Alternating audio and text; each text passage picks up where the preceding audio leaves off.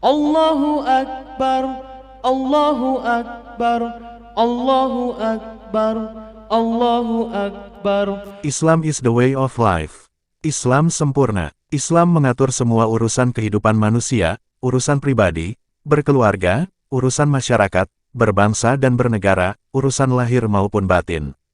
Ideologi, hukum, ekonomi, politik, sosial, budaya dan hankam, seluruhnya diatur dalam Islam sedemikian rupa. Sebab itulah Allah Subhanahu wa Ta'ala berfirman dalam Al-Quran, yaitu dalam surah Al-Baqarah ayat 208, yang artinya, wahai orang-orang yang beriman, masuklah kalian ke dalam Islam secara keseluruhan, dan janganlah kalian ikuti langkah-langkah setan.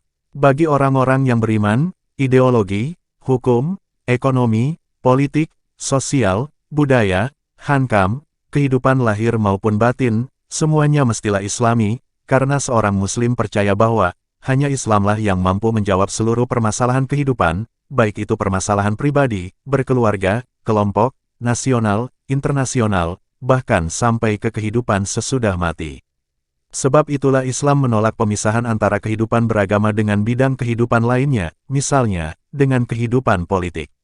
Ada orang berucap, silahkan berpolitik, tapi jangan bawa-bawa agama dong. Ucapan seperti ini, jelas tidak akan pernah keluar dari lisan seorang Muslim, karena bagi seorang Muslim, politik itu mesti Islami. Jika tidak Islami, maka para politikus dan pejabat pemerintahan akan dengan mudah mencederai nilai-nilai ketuhanan yang Maha Esa, dengan berbuat zalim, curang, berbohong, menipu serta korupsi dan culas. Akhirnya rakyat pun terus-menerus menjadi korban. Demikian sedikit uraian tentang politik identitas. Apapun uraiannya, yang penting kita ingat terus 6 syuhada, pemuda pengawal ulama, yang diculik lalu disiksa dengan kejam dan sadis, kemudian dibantai dengan beringas, pada tanggal 7 Desember tahun 2020 yang lalu. Kasus ini dikenal sebagai kasus KM50. Islam is the way of life. Islam sempurna. Islam mengatur semua urusan kehidupan manusia, urusan pribadi, berkeluarga, urusan masyarakat, berbangsa dan bernegara, urusan lahir maupun batin. Ideologi, hukum, ekonomi, politik, sosial, budaya dan hankam, seluruhnya diatur dalam Islam sedemikian rupa. Sebab itulah Allah Subhanahu wa Ta'ala berfirman dalam Al-Quran, yaitu dalam surah Al-Baqarah ayat 208, yang artinya, wahai orang-orang yang beriman, masuklah kalian ke dalam Islam secara keseluruhan, dan janganlah kalian ikuti langkah-langkah setan.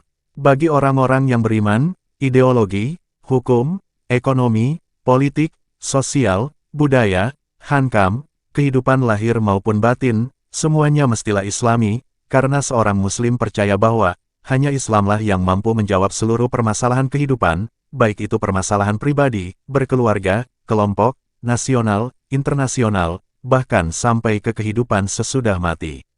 Sebab itulah Islam menolak pemisahan antara kehidupan beragama dengan bidang kehidupan lainnya, misalnya, dengan kehidupan politik. Ada orang berucap, silahkan berpolitik, tapi jangan bawa-bawa agama dong. Ucapan seperti ini, jelas tidak akan pernah keluar dari lisan seorang Muslim, karena bagi seorang Muslim, politik itu mesti Islami. Jika tidak Islami, maka para politikus dan pejabat pemerintahan akan dengan mudah mencederai nilai-nilai ketuhanan yang Maha Esa, dengan berbuat zalim, curang, berbohong, menipu serta korupsi dan culas. Akhirnya rakyat pun terus-menerus menjadi korban. Demikian sedikit uraian tentang politik identitas. Apapun uraiannya, yang penting kita ingat terus 6 syuhada, pemuda pengawal ulama, yang diculik lalu disiksa dengan kejam dan sadis, kemudian dibantai dengan beringas, pada tanggal 7 Desember tahun 2020 yang lalu. Kasus ini dikenal sebagai kasus KM50. Allahu Akbar, Allahu Akbar, Allahu Akbar, Allahu Akbar.